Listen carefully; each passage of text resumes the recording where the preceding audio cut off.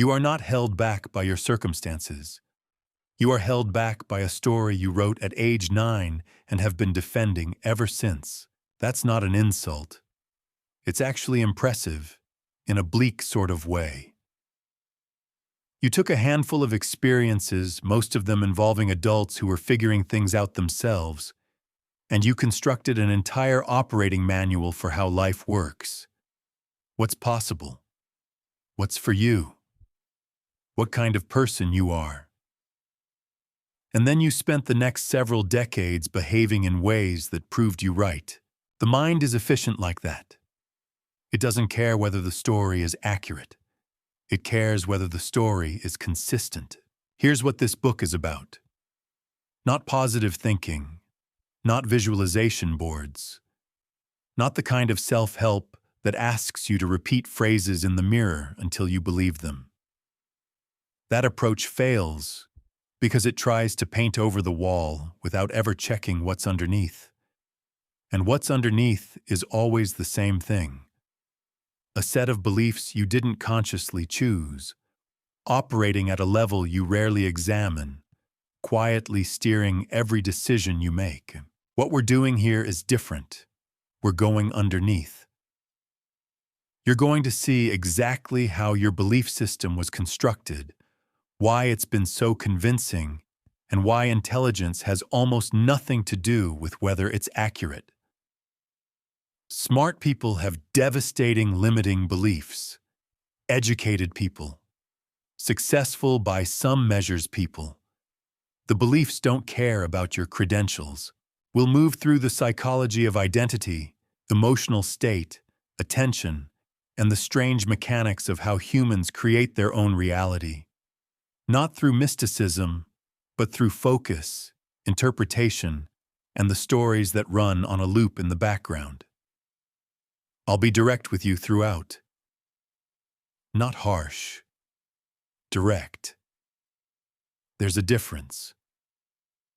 Harsh assumes you can't handle truth. Direct assumes you can. You can. The uncomfortable part isn't learning any of this. The uncomfortable part is recognizing how long you've already known something was off and kept going anyway. That's where we start. Before we begin, tell me where you're listening from and what time it is for you right now. I read every single one. It's always interesting to see where this reaches. Chapter 1. The architect who blames the weather. Most people spend their entire lives reacting to their circumstances, as though the circumstances arrived from somewhere outside them. The job that never quite works out. The relationships that follow the same arc. The financial situation that improves slightly and then somehow returns to familiar territory. People look at these patterns and they think, bad luck, wrong timing, the economy, other people, the weather essentially. What they rarely consider is that they built this, not consciously, not maliciously, not because they're self-destructive or broken, but because the external world you're living in is, in very concrete ways, a projection of the internal world you've been maintaining. Your beliefs about what you're capable of determine which opportunities you pursue. Your beliefs about what you deserve determine which ones you accept. Your beliefs about how things tend to go for people like you determine how hard you push before you quietly decide it wasn't meant to be. The result shows up in your bank account, in your relationships, in your health, in the quality of the risks you're willing to take. This isn't mysticism. It's mechanics. Think about two people with identical skills applying for the same opportunity. One of them walks in believing, at a level below conscious thought, that this is the kind of thing that works out for them. The other walks in with the same resume and a quiet internal narrative that says people like me usually don't get these. The first person negotiates. The second accepts whatever's offered. The first follows up. The second waits. Years later, they have very different lives, and the one with less will probably attribute the gap to luck. Luck is what we call the compounded effect of beliefs we can't see. Here's the part that tends to land uncomfortably. If your external life is a reflection of your internal world, then looking at your current reality tells you something precise about what you've been believing. Not what you say you believe, not what you'd like to believe, what you actually believe. The version running in the background, making decisions before your conscious mind gets involved.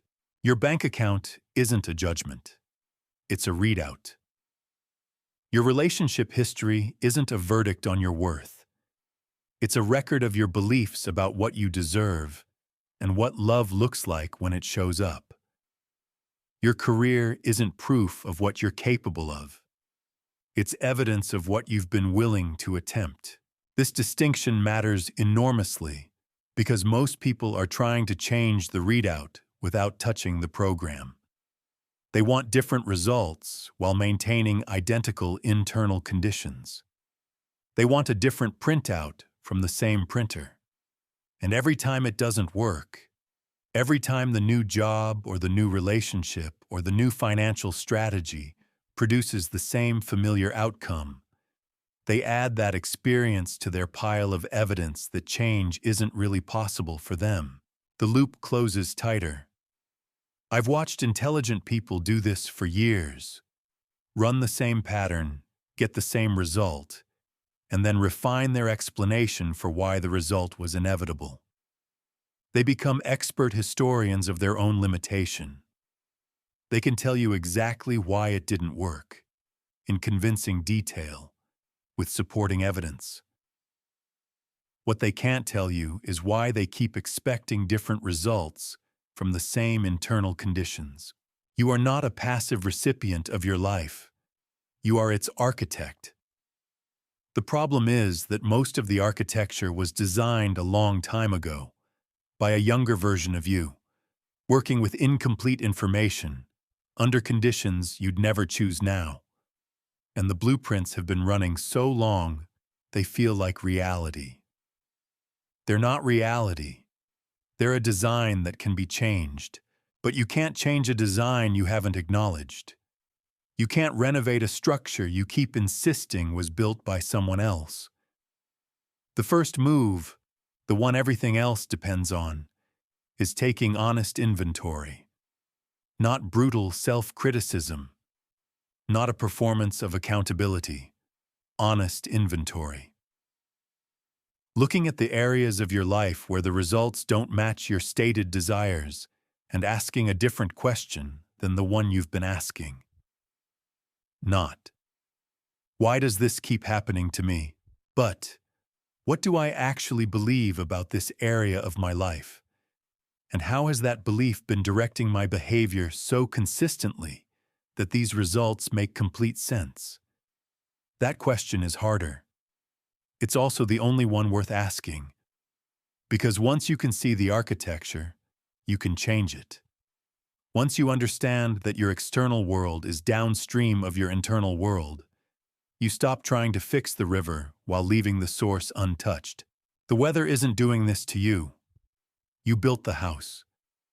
The good news, and this is genuinely good news, even if it doesn't feel that way immediately, is that what was built can be rebuilt. The architect is still you. Chapter 2. The operating system no one told you about. Right now, while you're listening to this, your belief system is running. You didn't turn it on this morning. You don't consciously operate it. It doesn't ask for permission before it acts. It's just there, in the background, processing every experience you have through a set of filters you mostly installed before you were old enough to drive. Think of it like an operating system on a computer. Not the apps you consciously choose to open. The underlying software that determines what the machine can do, what it prioritizes, what it treats as a threat, and what it simply ignores. Most people spend their entire lives tinkering with the apps, while the operating system runs unchallenged underneath everything. The operating system does several things simultaneously, and it does them fast. It filters information. At any given moment, your senses are receiving far more data than your conscious mind can process. So your brain selects. It decides what gets through to your awareness and what gets discarded. And the selection criteria? Your existing beliefs. If you believe the world is fundamentally threatening, your filter prioritizes threat data. If you believe opportunities are rare, your filter screens out possibilities and highlights obstacles. You're not seeing reality. You're seeing a curated version of reality, edited in real time by assumptions you forgot you were making. It interprets events. Something happens. Before you've consciously decided what to think about it, your operating system has already assigned meaning. A colleague doesn't respond to your message. The operating system files that under, "They're probably busy," or "They don't respect you," depending entirely on what it already believes about how people treat you. Same event. Completely different meaning. Completely different emotional consequence. Completely different behavior in response. It generates emotional reactions that feel automatic, because they are automatic. By the time the emotion reaches your conscious awareness, the interpretation has already happened. You feel anxious and you think the anxiety is about the situation. It's actually about what your operating system decided the situation means. And then, most consequentially, it drives behavior, pushes you towards certain actions, away from others, makes some choices feel natural and others feel dangerous, determines where your energy goes and where it quietly gets withheld. All of this is happening below the level of conscious thought. All of it is being run by a system most people have never examined. Here's what makes this particularly interesting. The operating system isn't trying to help you grow. It's trying to maintain consistency. Your brain's primary loyalty is not to your happiness or your success or your potential. Its primary loyalty is to its existing model of reality. It wants to be right. It will work tirelessly to produce experiences that confirm what it already believes, and it will filter out or reinterpret experiences that contradict it. This is confirmation bias, and it is not a minor quirk. It is one of the central mechanisms shaping your daily experience. If you believe you're someone things don't work out for, your brain will notice every setback with precision and file every success under lucky or temporary or not really that significant. The belief stays intact. The evidence accumulates. The story deepens. The uncomfortable implication of all this is that two people can have nearly identical experiences and walk away with completely opposite conclusions. And both of them will feel like they're being objective. Both of them will have evidence. Both of them will be genuinely convinced they're just reporting what happened. They're not reporting what happened. They're reporting what their operating system decided happened. I spent a long time believing I was someone who assessed situations clearly and responded to them rationally. Then I started paying attention to how fast the interpretations were arriving. Before I'd asked a single question, before I'd gathered any real information, and I realized I wasn't assessing anything. I was confirming. I was taking raw experience and running it through a filter I'd built years earlier and calling the output clear-eyed perception. Most people are doing the same thing. The filter just feels invisible because you've been looking through it your entire life. So how was this operating system built? Mostly by accident. Mostly early. Mostly by people who were doing their best with their own unexamined operating systems. You watched how the adults around you related to money, to stress, to other people, to failure, to their own potential. You absorbed those patterns before you had the language to question them. You had experiences, some painful, some confusing, some that felt like definitive proof of something, and you drew conclusions. Those conclusions became beliefs. Those beliefs became filters. Those filters became the operating system. And here's the part that tends to produce either relief or irritation, depending on where you are right now. None of it was chosen. None of it reflects some objective truth about you or about life. It was installed. By circumstance, by other people's limitations, by a younger version of you trying to make sense of a world that was genuinely confusing. That's important. Not as an excuse, as a clarification. You are not your operating system. You are the person running it. And unlike an actual computer, you have the ability to open the system files, examine what's in there, and rewrite the code. That process starts with one thing: awareness. You cannot change a system you cannot see. And most people can't see theirs because they've never been told it exists, or because seeing it would require admitting that the story they've been telling about their life is a product of their own programming, rather than an accurate account of reality. That's a harder admission than it sounds, but it's also the beginning of everything. Chapter 3. How you learned to stop trying and called it wisdom. At some point, you stopped believing something was possible for you, and you didn't experience it as giving up. You experienced it as growing up. That's the move. That's how limiting beliefs survive long enough to run your life. They don't announce themselves as limitations. They rebrand. They show up dressed as maturity, as pragmatism, as hard-won experience. They arrive with evidence and a reasonable tone of voice, and they say something like, "Look, I've been around. I've seen how this goes. Let's be realistic here." And you listened. Because it sounded wise. Because it came from inside you. And we tend to trust the voices inside us more than we probably should. Here's what actually happened. At some point, maybe early, maybe recently, probably multiple times across your life, you tried something and it didn't work. Or you didn't try because someone whose opinion mattered told you not to bother. Or you watched someone else try and fail and filed that away as evidence of what's possible. And your brain, doing exactly what it's designed to do, drew a conclusion. The conclusion felt like learning. It presented itself as data, and in a narrow, literal sense, it was. Something happened. You registered it. You updated your model. The problem is what you updated.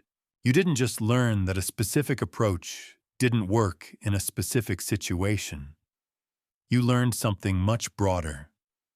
Something about your capabilities, or about what's available to people like you, or about how certain categories of effort tend to end. And that broader conclusion, the one that went well beyond what the evidence actually supported, that's the one that stayed. Psychologists call this overgeneralization. Your brain takes a specific experience and extracts a universal rule. One failed relationship becomes, "I'm not good at intimacy." One financial setback becomes, "I'm bad with money." One public embarrassment becomes, "I'm not the kind of person who takes risks like that." The specific event fades. The rule remains. And from that point on, the rule quietly shapes every relevant decision you make. What makes this particularly difficult to untangle is that the rule usually has some evidence behind it. That's what gives it credibility. You're not believing something with no basis whatsoever. You're believing something with a selectively curated, confirmation-biased, overgeneralized basis, which feels from the inside exactly like having a reasonable basis. The belief feels earned. That's why it's so hard to question. And the longer you hold it, the more evidence accumulates. Because the belief shapes behavior, and behavior shapes outcomes, and outcomes get filed as additional proof. By the time you've held a limiting belief for 10 years, you have a decade of supporting evidence. The fact that the evidence was produced by the belief itself, that you've been unconsciously engineering confirmations, doesn't make it feel any less real. Here's a version of this that most people will recognize. Someone grows up in an environment where money was always scarce and stressful. They absorb, without anyone stating it directly, that financial stability is fragile, that abundance is temporary, that something always comes along to take it away. They carry that belief into adulthood.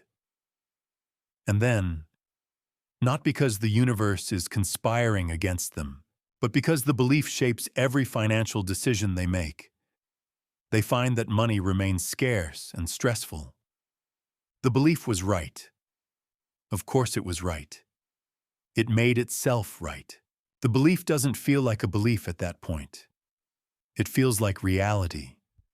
It feels like simply knowing how money works, from experience, unlike those naive people who think financial success is just a matter of mindset.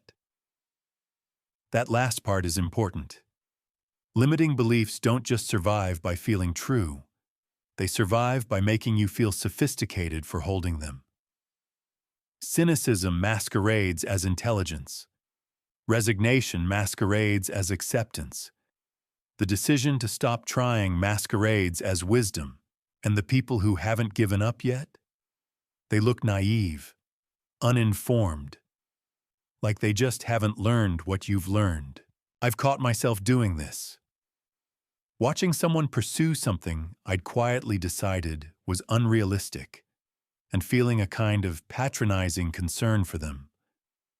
Not realizing that what I was actually feeling was the discomfort of watching someone refuse to accept the limitation I'd accepted. Their persistence was an implicit challenge to my conclusion, and my conclusion had become part of my identity. That's the deepest layer of this. Limiting beliefs don't just affect what you do, they affect who you think you are. Once a belief becomes part of your identity, questioning it feels like self-erasure. You're not just reconsidering a conclusion, you're threatening the narrative that organizes your entire sense of self. This is why willpower doesn't work against limiting beliefs. You can't muscle through a story that's load-bearing. The story needs to be examined, not overpowered. So how do you examine it? Start with the areas of your life where your results have been consistently below your stated desires. Not occasionally disappointing, consistently, predictably below what you say you want. That consistency is the signature of a belief. Random bad luck is inconsistent. Beliefs are reliable. Pick one area. Ask yourself what you genuinely believe about that area. Not what you think you should believe, not what you'd say in public, but what the quiet voice says when something doesn't work out. That voice is reading from the script. Then ask where the script came from. Not to assign blame, to establish that it came from somewhere specific at some point in time, based on limited information, which means it is not permanent. Which means it is not you. You learned to stop trying and called it wisdom. The good news is that wisdom is actually something else entirely. Wisdom is knowing the difference between a true limit and a belief you've been treating as one. Most of what you've been calling limits are the second thing. Chapter 4. The self-fulfilling prophecy is not a metaphor. There's a reason certain patterns in your life feel inevitable. Not because they are inevitable, because you've been completing them yourself, reliably, without realizing it. For years, the self-fulfilling prophecy isn't a poetic observation about human nature.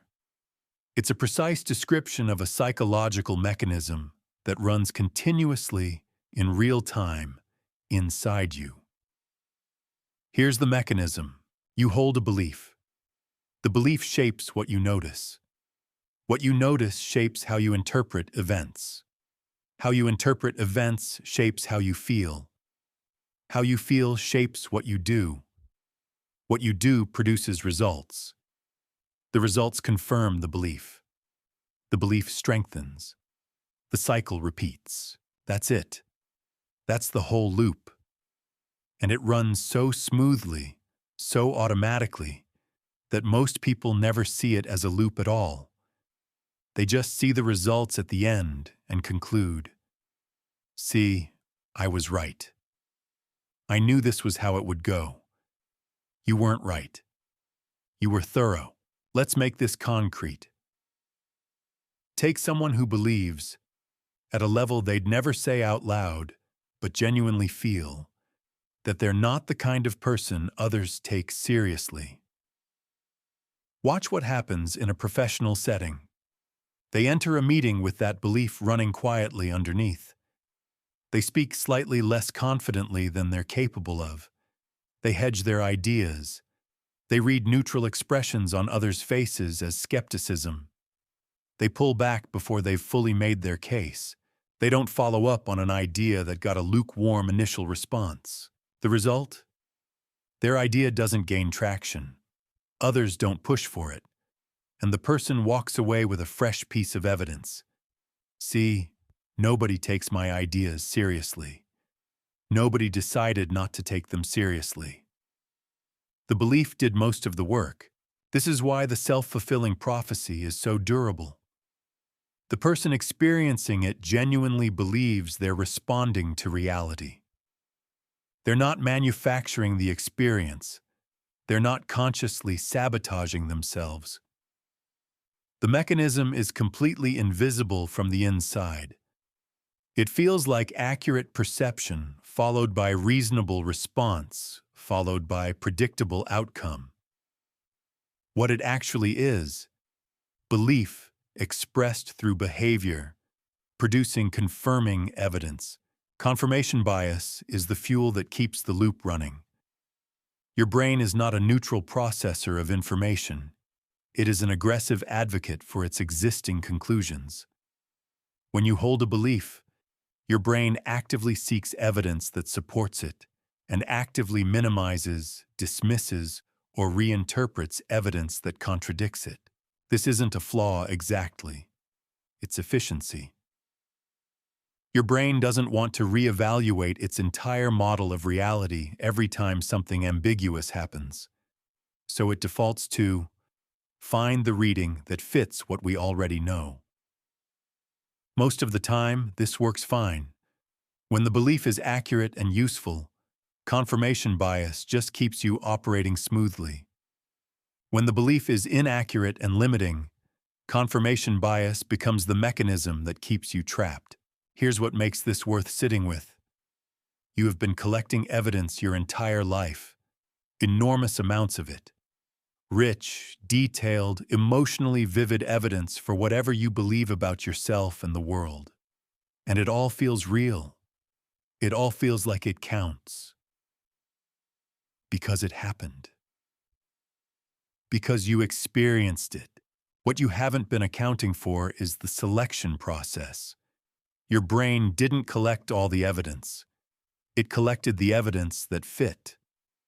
The contradictory experiences, the times things worked out, the times you were capable, the times the feared outcome didn't materialize.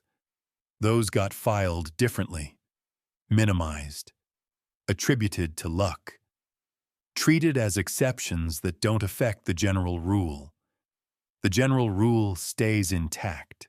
I want to give you a specific example of what contradictory evidence looks like when a limiting belief is running.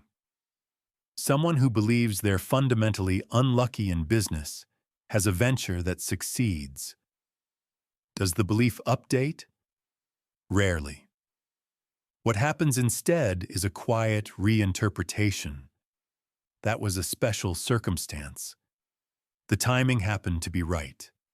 I had help. It won't last. The success gets absorbed into the existing narrative without threatening it. The belief survives the contradictory evidence by reframing the evidence. This is how intelligent people maintain deeply limiting beliefs. Not through stupidity, through the very cognitive machinery that makes them intelligent. The ability to construct coherent narratives, to find explanations, to make sense of experience. That machinery doesn't stop working just because the narrative it's protecting is inaccurate. So what breaks the loop? Not positive thinking, not affirmations. Those operate at the surface level while the loop runs underneath. Telling yourself you're capable while your behavioral patterns continue expressing incapability doesn't change anything except temporarily make you feel better before the next confirming event arrives. What breaks the loop is targeting the belief itself. Specifically, interrogating the evidence base. Take one of your persistent limiting beliefs, one of the ones with significant evidence behind it, and do something your brain rarely does voluntarily. Look for the counter-evidence, not to manufacture false hope, to actually audit the record your brain has been keeping. How many times did the feared outcome not happen? How many instances of capability have been filed away as irrelevant? How many contradictory experiences got reframed into supporting evidence through a story your brain constructed after the fact? When you actually look, you usually find the record is far less definitive than it felt. The belief seemed airtight because your brain was maintaining it, not because the evidence demanded it. Then comes the harder question. If the evidence isn't actually conclusive, if there are genuine counterexamples your brain has been quietly discarding, what would you have to believe instead? Not what should you believe. What could you believe given an honest reading of the full record? That gap between the belief you've been operating from and the belief the actual evidence supports is where change becomes possible. The self-fulfilling prophecy runs in both directions. The same mechanism that locks in limitation can lock in expansion. A belief that things work out for you produces behavior that makes things more likely to work out. That produces evidence. That strengthens the belief. The loop is the same. The direction is different. You've been completing a particular story for a long time. The mechanism that completes it isn't fate. It isn't circumstance. It's you, consistently, precisely, invisibly, which means you can complete a different one. Chapter 5. Fixed versus growth, and why most people get this wrong. Everyone has heard of the growth mindset by now. It has become, somehow, both genuinely useful and almost entirely misunderstood. People treat it like a personality type you either have or don't. A trait that some people were born with and others are still waiting for. They read about it, feel briefly inspired, identify themselves as someone who wants to grow, and then return to their existing patterns, which haven't changed at all, with a new label attached. That's not a growth mindset. That's a fixed mindset that has learned the vocabulary of growth. Let's go back to what Carol Dweck actually found, because the research is more precise and more useful than the popular version suggests. A fixed mindset is not about being pessimistic or lazy or afraid. It's a specific belief about the nature of ability. Fixed mindset says, what you're capable of is essentially what you're currently capable of. Your intelligence, your talent, your aptitude, these are relatively stable quantities. Effort matters to a point, but fundamental capacity is what it is.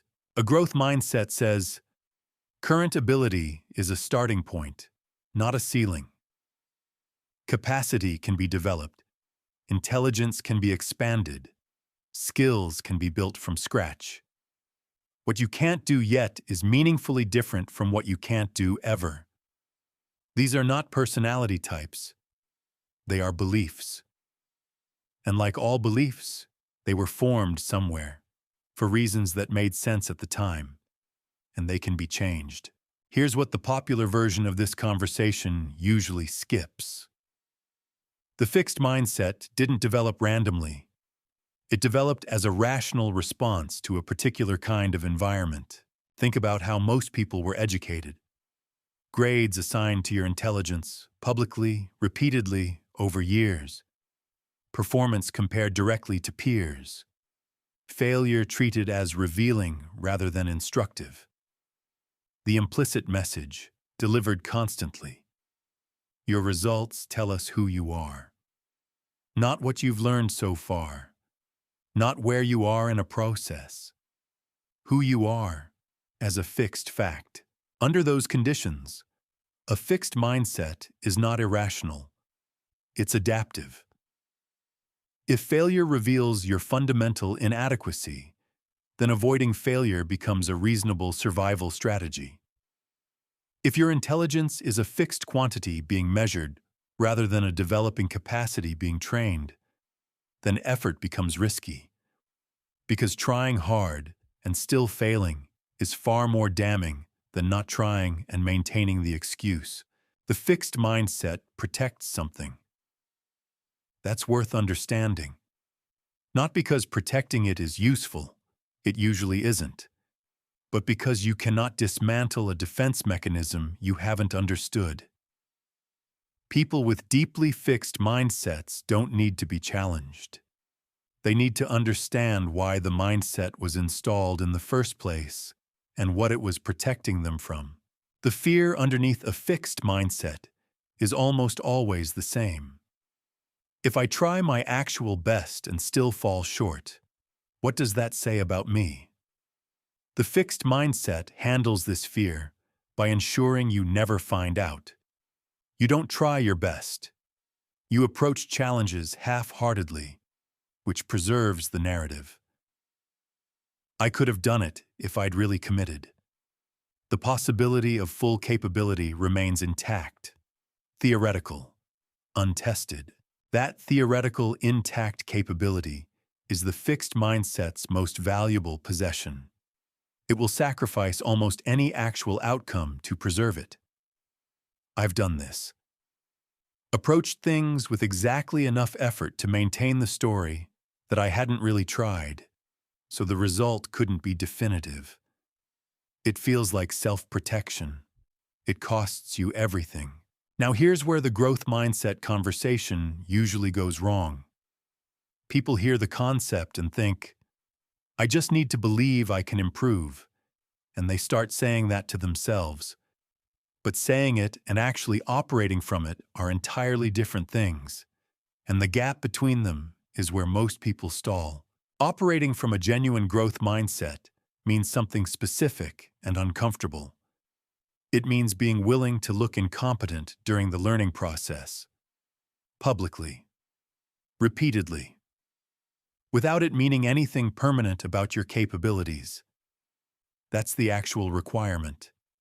Not the belief stated in comfortable privacy, but the willingness to be visibly not good at something in front of other people.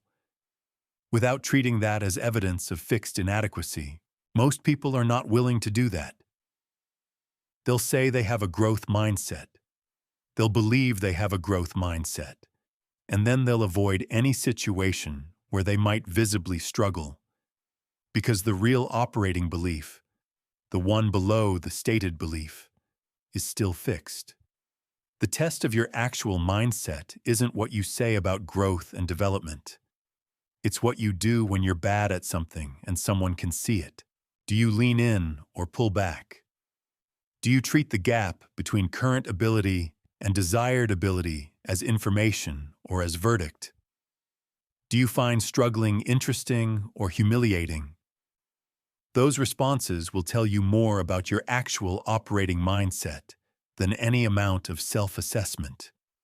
Here's something worth knowing about moving from fixed to growth in practice. It doesn't happen by convincing yourself. It happens by accumulating specific experiences that contradict the fixed assumption. You take something you currently can't do. You work at it deliberately. You get slightly better. You register that improvement with full attention, not dismissing it, not minimizing it, not attributing it to luck. You let it count as evidence of the thing you're trying to believe. Then you do it again. The growth mindset isn't a switch you flip. It's a conclusion you build through repeated experience. Each instance of genuine improvement, noticed, acknowledged, filed accurately, weakens the fixed belief slightly and strengthens the alternative. Over time, the alternative becomes the default, but it requires you to do something. The fixed mindset is specifically designed to prevent. Risk being wrong about your limitations. Risk discovering that the ceiling you've been operating under was a belief, not a fact. Risk finding out how capable you actually are. That risk sounds straightforward. It rarely feels that way, because if it turns out your limitations were beliefs rather than facts, you have to reckon with what you didn't pursue while the beliefs were running. The opportunities you didn't take. The risks you didn't accept. The version of your life that might have unfolded differently. That's the real reason people defend their fixed mindsets with such conviction. It's not just fear of future failure. It's protection from the implications of past limitation. Growth requires letting that go. Not through forced forgiveness or performative self-compassion. Just through recognizing that the most intelligent response to discovering you had a limiting belief is not grief or regret. It's curiosity about what becomes possible now. Chapter 6. Deserving, the belief that runs everything from underground. There is a category of belief so fundamental, so deeply embedded, that most personal development never touches it. Not because it's hidden exactly, because it's embarrassing, because admitting it exists requires a level of honesty that most people spend significant energy avoiding, because it operates at the level of identity rather than strategy, and identity is where we keep our most defended material. The belief is this: I'm not sure I actually deserve the thing I say I want, not consciously. Nobody walks around thinking that clearly about their own unworthiness. It doesn't announce itself that directly. It shows up instead as a persistent, inexplicable pattern of getting close and then pulling back. Of finding reasons why now isn't quite the right time. Of accepting terms you knew were wrong when you accepted them. Of being genuinely, sincerely surprised when something good happens and then waiting, almost immediately, for it to be taken away. Deserving beliefs are the ones running the sabotage. And they're so quiet, so beneath the level of conscious awareness, that people spend years addressing every other possible explanation for why their life isn't matching their desires before they consider this one. They refine their strategy. They improve their skills. They work harder, network more, read the right books, take the right courses, and progress happens, up to a point. A consistent point. A point that seems to vary slightly but always arrives, always produces the same essential outcome. Return to baseline. The thermostat metaphor is accurate here, and worth dwelling on. Your deserving belief functions exactly like a thermostat. It has a set point. When your life temperature rises above that set point, when things start going notably better than your belief says you're entitled to, the system activates, not consciously, automatically. And it makes small adjustments. A decision here, an avoidance there, a self-destructive behavior that arrives right on schedule, precisely when things were going well. The thermostat returns you to the temperature you believe is yours. Most people notice the pattern in retrospect. Things were going well, and then I did this. They attribute it to fear of success, which is real but incomplete. Fear of success is usually fear of deserving, specifically, fear of occupying a position your deserving belief says doesn't belong to you. The fear isn't about the success itself. It's about the internal dissonance of having something you don't genuinely believe you're entitled to. The dissonance is uncomfortable enough that the mind resolves it the fastest way available. Eliminate the thing causing the dissonance. Where do deserving beliefs come from? Mostly from early environments, and mostly not from explicit instruction. Nobody sat you down and told you that you weren't worthy of good things. It was subtler than that. It came through the quality of attention you received or didn't, through whether your needs were treated as legitimate or inconvenient, through whether achievement earned love or whether love felt conditional on performance in the first place, through messages about what people like us can expect from life. Financial messages, social messages, messages about ambition and its appropriate limits. Some of it came from experiences of rejection, failure, or humiliation at ages when you didn't have the perspective to contextualize them accurately. A child who is told they're too much, or not enough, or fundamentally difficult, does not respond by questioning the assessment. They respond by believing it and organizing their self-concept around it. That self-concept persists. It goes underground. It stops being something you think and becomes something you simply are, or believe you are, which at a functional level is the same thing. Here's the version I see most often. Someone builds genuine capability, real skills, observable results, external evidence that they're good at what they do, and yet they cannot fully receive it. Compliments get deflected. Recognition feels uncomfortable. Accomplishments get minimized immediately, barely done before the focus shifts to what's still missing, still inadequate, still not enough. This isn't modesty. Modesty is a social performance. This is something more structural. It's a deserving belief actively refusing to let contradictory evidence update the underlying conclusion. Success is happening around the belief, but not to it.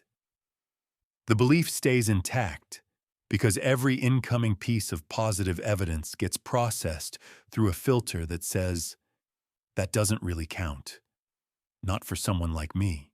The tragic efficiency of this is that the person works extraordinarily hard and receives almost none of the psychological benefit of their own efforts. The results exist. The internal experience of deserving them doesn't. So how do you actually work with a deserving belief? First, locate it. Not through abstract introspection, but through behavioral evidence. Look at the consistent patterns, not the one-off disappointments, but the reliable, repeating ones. Where do you consistently undercharge, underask, underaccept? Where do you tolerate treatment that you'd immediately recognize as unacceptable if it were happening to someone you cared about? Those patterns are the deserving belief's fingerprints. Second, trace it without catastrophizing it. Where did this come from? Not to assign blame. That's a different project for a different context. Just to establish that this belief was formed at a specific time, in a specific environment, by a version of you that had very limited information and even more limited power to question the messages being received. It was a reasonable conclusion then. It is not an accurate description of reality now. Third, and this is the part most people skip, you have to practice receiving. Not just cognitively deciding you deserve better, Actually practicing the physical, emotional experience of letting something good land without immediately deflecting it, minimizing it, or waiting for it to be taken away. This sounds almost insultingly simple. It is also genuinely difficult. When someone compliments your work, let it actually arrive. When something goes well, let yourself feel that fully rather than immediately pivoting to what's next or what's still wrong. When an opportunity presents itself that matches what you say you want, notice the impulse to find a reason it won't work, and sit with it long enough to ask whether that impulse is wisdom or the thermostat. The deserving belief doesn't dissolve through argument. It dissolves through repeated experiences of receiving without disaster, through evidence accumulated slowly that occupying the good thing didn't actually produce the catastrophe the belief was predicting. Every time you let something good land, really land, without the immediate deflection, you're adjusting the thermostat slightly upward. Over time, the set point changes. Over time, what you allow yourself to have starts matching what you actually want. That's not magic. That's a belief, updated through consistent, deliberate experience. You've been managing yourself down your entire life, not because you're broken, because a long time ago, in a context that no longer exists, you drew a conclusion about what you were worth. It was wrong then. It is wrong now. And unlike the context that produced it, it can be changed. Chapter 7. The gap between knowing and being. There is a specific kind of frustration that belongs almost exclusively to people who have done a lot of personal development work. It's the frustration of knowing exactly what you should be doing, understanding precisely why you're not doing it, being able to articulate the psychological mechanisms involved with impressive accuracy, and still not doing it. Still running the same patterns, still producing the same outcomes, still finding yourself, at the end of another month or year, in roughly the same place, with a significantly expanded library of explanations for why. This is the gap between knowing and being. And it is where most personal development goes to die.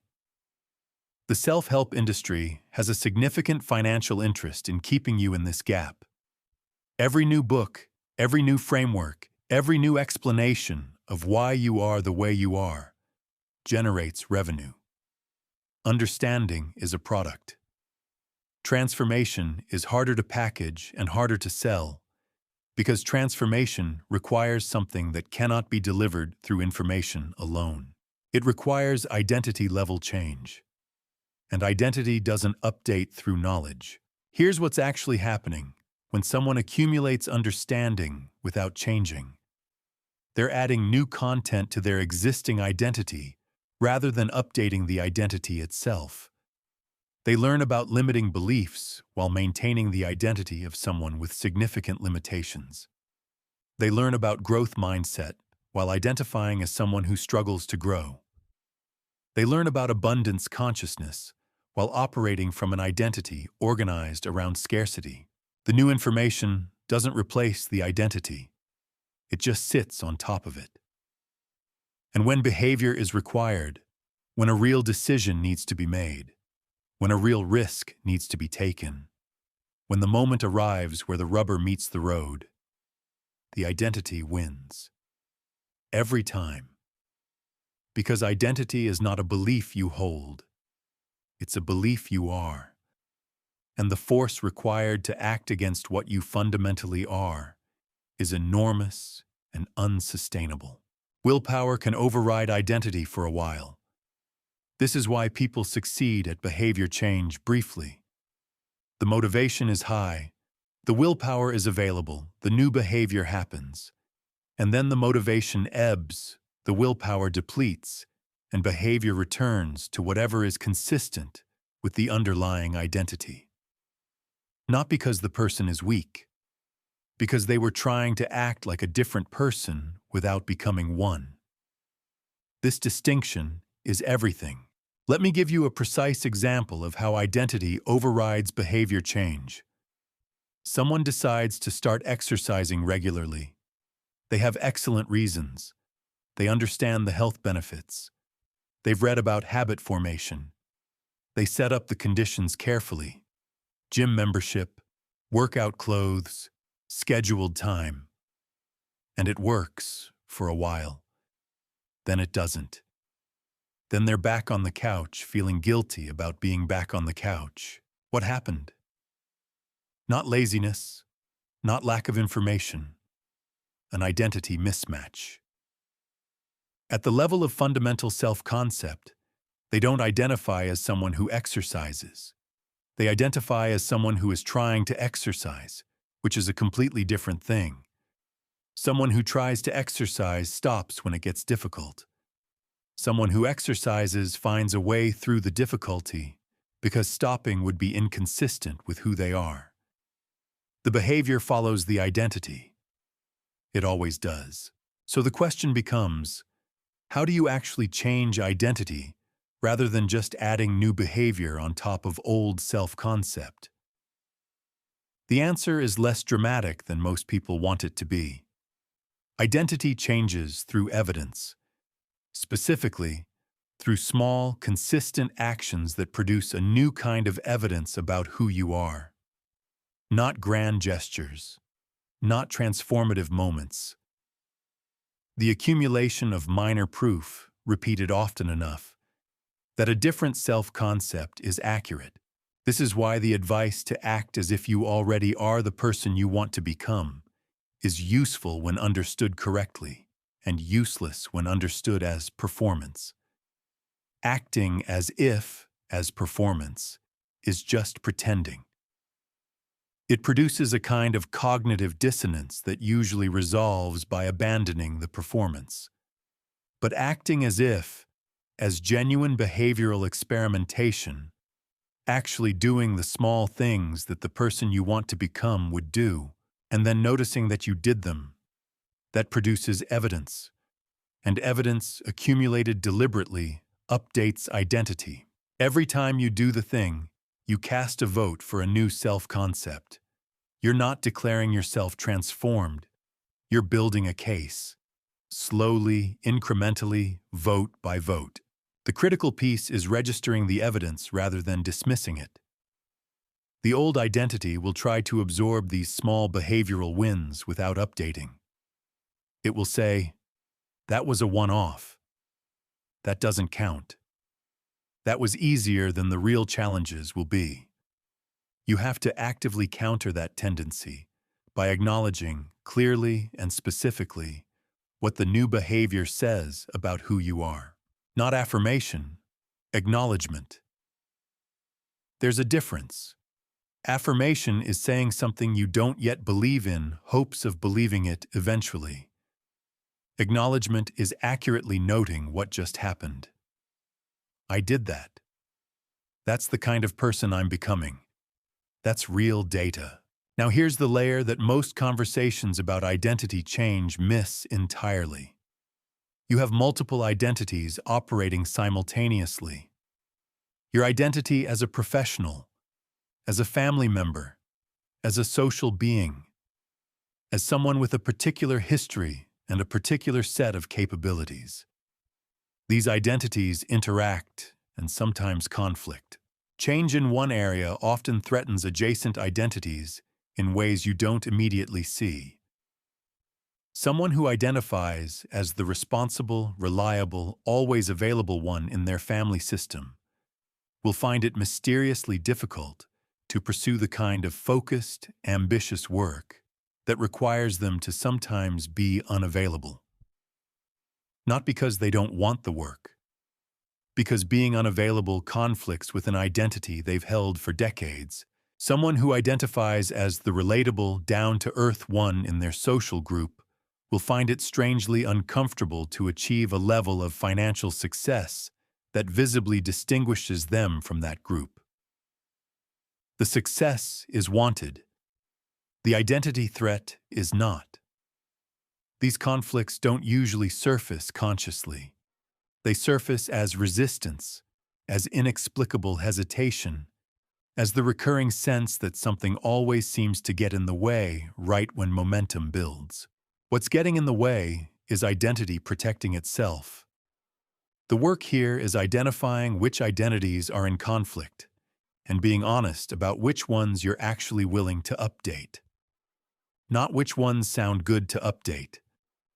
Which ones you are genuinely ready to release, with full awareness of what that release means socially, relationally, and personally. This is uncomfortable work. It requires a level of self-honesty that most people approach and then back away from. Because seeing clearly means seeing not just the limiting belief, but the identity it's protecting and the relationships that identity is embedded in. Most people would rather keep the limitation than disrupt the relational system. That's a legitimate choice. It just needs to be made consciously rather than by default.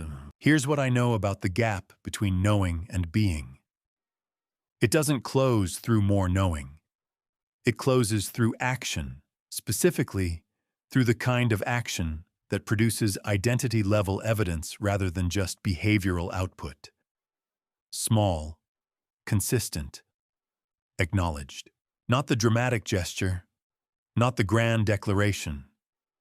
The quiet, repeated choice to behave like the person you're becoming, even before you feel like that person, even before the identity has fully updated, even when the old self-concept is pulling loudly in the other direction. The gap closes from the action side, not the knowledge side. You already know enough. You have known enough for a while. The question that actually matters is much simpler and much harder than any of the frameworks we discuss. What are you going to do today? Chapter 8. What you actually want and why you won't admit it. Most people have never seriously asked themselves what they actually want. They've asked what they should want. What makes sense to want given their background, their education, their social context, their age.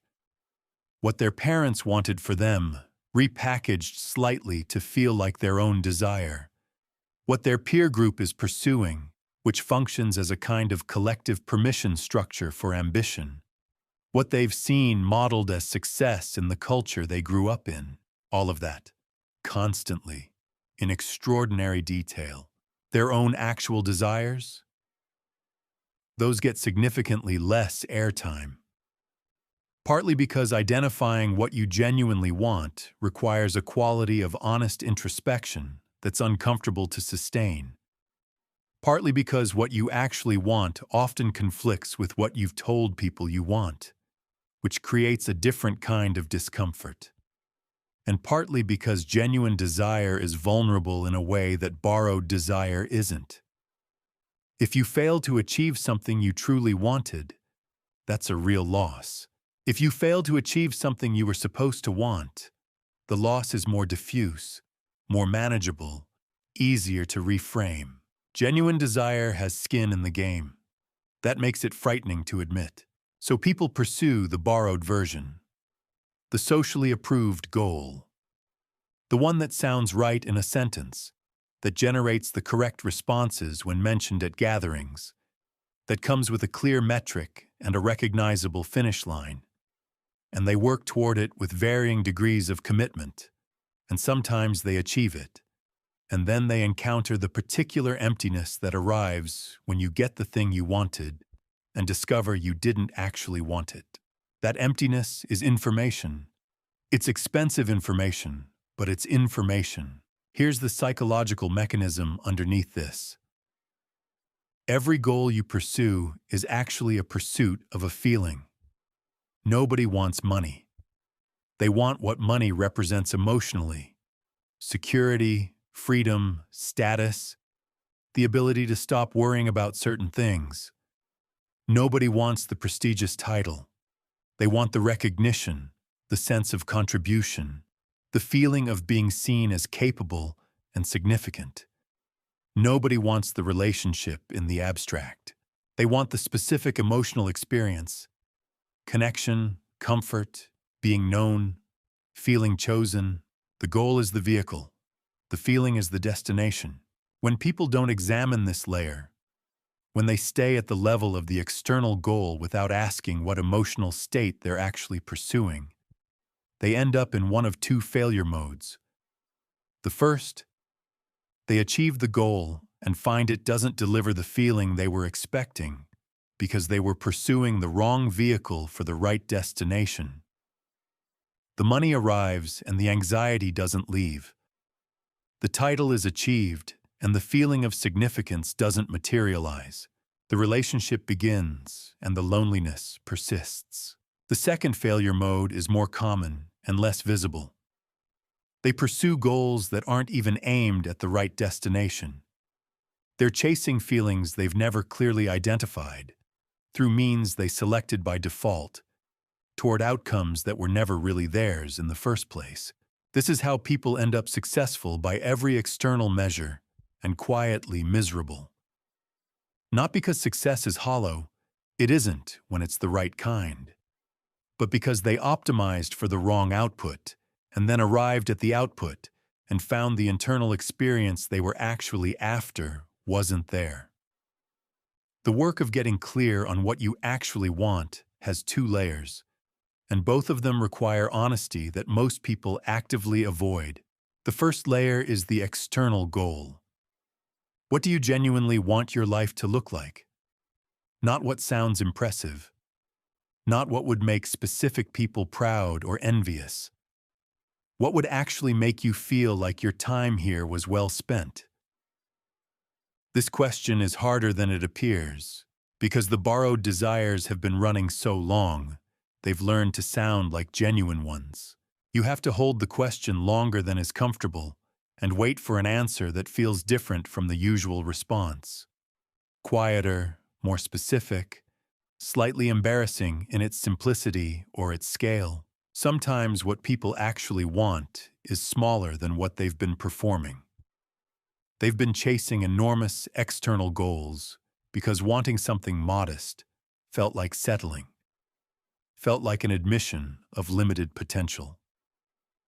And underneath all the ambition is someone who actually just wants enough money to stop worrying, a few close relationships, work that feels meaningful, and reasonable health. That's it. That's genuinely it. And there's nothing wrong with that. But they couldn't admit it, because they'd built an identity around the larger goal, and the larger goal had social currency that the genuine desire didn't. Sometimes what people actually want is larger than they've been admitting. They've been pursuing modest goals because the genuine desire felt dangerous to claim, too presumptuous, too exposed, too much like setting themselves up for a specific named failure rather than a vague, general underperformance. The genuine desire sits quietly underneath the manageable goal, occasionally surfacing as restlessness or dissatisfaction with progress that should feel like enough, but doesn't. Both of these require honesty about the gap between the performed desire and the real one.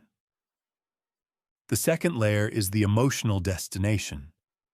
For each genuine goal, ask clearly, what feeling am I actually trying to create? If I achieve this, what will be different about my internal experience? This question does several useful things simultaneously. It reveals whether the goal is actually capable of delivering what you're after. Some goals are genuinely good vehicles for the emotional experience they're meant to produce. Others are not. Financial security produces relief from financial anxiety, but it doesn't produce self-worth, and people who are pursuing money as a proxy for self-worth will find the money doesn't resolve the deficit. That requires different work, aimed at the actual target. It also reveals what you can start working on now, before the external goal is achieved. If the feeling you're after is confidence, you don't have to wait for the outcome that you believe will produce confidence. Confidence can be cultivated directly through the kinds of experiences and evidence accumulation we've already discussed. If the feeling is security, security is partly a financial condition and partly a relationship with uncertainty, and the latter can be developed immediately, regardless of bank balance. This is not an argument against pursuing external goals. External goals are real and they matter. A certain level of financial stability does produce genuine relief. Achievement does provide legitimate satisfaction. Relationships do create actual connection. The point is that pursuing external goals without understanding their emotional purpose produces two problems. You might achieve the goal and miss the feeling, or you might delay the feeling unnecessarily, treating it as a reward for future achievement, rather than a state you can begin cultivating now. Both are expensive mistakes. There is one more layer here that is worth being direct about. Some people don't allow themselves to know what they want, because knowing creates obligation. If you know what you genuinely want and you don't pursue it, you have to live with the awareness that you chose not to. That's uncomfortable. It requires owning your choices in a way that vague dissatisfaction doesn't. Staying unclear about desire is a protection strategy. It keeps all options theoretically open while ensuring none of them are actually pursued. It maintains the comfortable story that you'd go after it if you just knew what it was, while the actual knowing stays carefully out of reach. You know what you want, or you know enough of it to start. The question isn't what do you want. The question is whether you're willing to admit it clearly enough to be accountable to it. And that's the step most people don't take. Everything else is just sophisticated waiting. Chapter 9. The Emotional Frequency Problem. Your emotional state is not a response to your life. It is, in a very precise and largely unacknowledged way, the cause of it. This reverses the sequence most people are operating from. The common assumption is that circumstances produce emotions. Good things happen, you feel good. Bad things happen, you feel bad. Life improves, your emotional state improves along with it. The emotions are downstream. They're the output. They arrive after the fact, as a reasonable response to whatever the world has delivered. This model is comfortable because it makes your emotional state someone else's responsibility. The world needs to change first. Then you'll feel differently. Then things will shift. The problem with this model, beyond its convenience, is that it's backwards. Your habitual emotional state, the frequency you spend most of your time operating from, shapes your perception before experience even arrives. It determines what you notice. It influences how you interpret ambiguous situations. It affects the quality of decisions you make, the risks you're willing to take, the way other people experience being around you, and consequently, how they respond to you. It determines, in aggregate, the texture of your daily life. You don't feel anxious because your life is unstable. Your life remains unstable partly because chronic anxiety produces the kinds of decisions and behaviors that generate instability. You don't feel confident because things are going well. Things tend to go better, partly because confidence produces the kinds of actions that create better outcomes. The emotional state comes first. The external conditions follow. Not always. Not in some absolute metaphysical sense. Circumstances matter. Genuinely difficult situations produce genuinely difficult emotions, and anyone telling you otherwise is selling something. But the habitual emotional state, the one you return to by default, the baseline frequency underneath the fluctuations, that one is mostly internally generated. And it's running your life with far more authority than your goals, your strategies, or your stated intentions. Here's what makes this worth your full attention. Most people treat their emotional state as a given, a fixed feature of their personality. I'm an anxious person. I'm a worrier. I'm naturally pessimistic. I've always been like this. These descriptions feel like accurate self-knowledge. They're actually descriptions of a habit.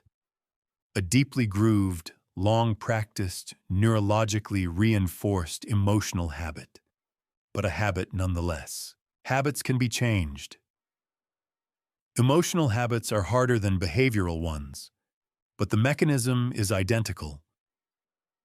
Repetition builds the pathway. Interruption weakens it.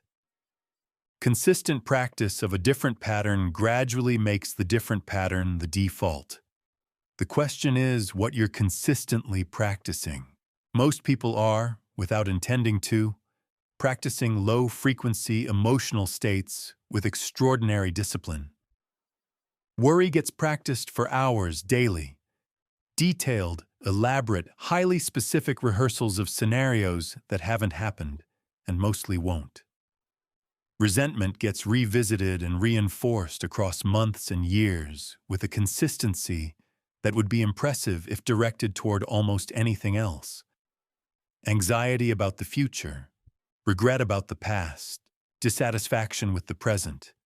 These get enormous amounts of mental airtime, which means they get enormous amounts of neural reinforcement. You are practicing these states. You are getting better at them. Your brain is becoming more efficient at producing them. That's what repetition does, regardless of whether the thing being repeated is useful. Now flip this. What would happen if you brought the same consistency, the same duration, the same level of detail and engagement to high-frequency emotional states? Not as a performance, not as toxic positivity or forced cheerfulness, but as a genuine, deliberate, repeated practice of states like confidence, gratitude, enthusiasm, curiosity, calm. What would your brain look like after months of that practice? What would your decisions look like? What would your relationships look like? What would you notice that you're currently filtering out? This is not a rhetorical question. The neuroscience on this is clear enough to take seriously. Repeatedly activating a particular emotional state strengthens the neural pathways associated with it. Over time, those pathways become more accessible, more automatic, more default. The state that required effort to reach starts arriving more easily.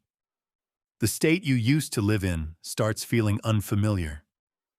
The brain you have in 10 years is being shaped by what you practice today. So let's talk about what emotional mastery actually looks like in practice, because this concept attracts more misunderstanding than almost anything else in this space. Emotional mastery is not the suppression of difficult emotions. That approach fails immediately and produces additional problems. Suppressed emotions don't disappear. They migrate. They show up as physical tension, as displaced aggression, as the inexplicable low-grade misery that has no obvious source because its actual source was buried. Emotional mastery is not performed positivity. Smiling through genuine pain, narrating your suffering as a growth opportunity before you've actually processed the suffering, reframing tragedy before you've allowed yourself to feel it. These are forms of emotional avoidance wearing self-help clothing. They don't work. They just add a layer of self-judgment to whatever was already there. Emotional mastery is something more specific and more demanding than either of those. It's the developed capacity to feel what you're actually feeling, extract whatever information the feeling contains, and then make a conscious choice about where you go from there. Not a forced choice, not a performative choice, a genuine one, made from a place of awareness rather than reaction. This requires several things that don't come naturally and have to be built. The first is emotional vocabulary. Most people have a very limited range of labels for their internal experience. Good, bad, fine, stressed, upset. This is like trying to navigate with a map that only shows 3 landmarks. The more precisely you can identify what you're feeling, not just anxious, but specifically anxious about being evaluated, not just sad, but specifically grieving a particular loss, the more effectively you can work with it. Vague emotional awareness produces vague responses. Precise emotional awareness produces targeted ones. The second is the capacity to sit with an uncomfortable emotion without immediately acting on it or escaping from it. This is rarer than it sounds. Most people's relationship with difficult emotions is flight or fight. Either escape through distraction, numbing, or avoidance, or discharge through expression that may or may not be appropriate or useful. The ability to feel something uncomfortable and just let it be present, without doing anything about it immediately, without narrating it into a crisis. That's a capacity that needs to be developed deliberately. The third is understanding what emotions are communicating before dismissing them or being consumed by them. Emotions are not random noise. They're a rapid, non-verbal processing system running assessments about your situation and feeding results to your conscious mind in the form of felt experience. Anxiety is usually communicating that you care about an outcome and feel uncertain about your capacity to influence it. Anger is usually communicating that something you value has been disrespected or violated. Sadness is usually communicating loss. These messages are worth reading before you discard the messenger. The fourth, and this is where agency enters, is the conscious redirection of emotional state once you've received whatever information the current state was carrying. Not suppression, redirection. You've felt it. You've understood it. You've extracted the signal from the noise. Now you can choose, with genuine freedom, where to go next. This is the actual practice.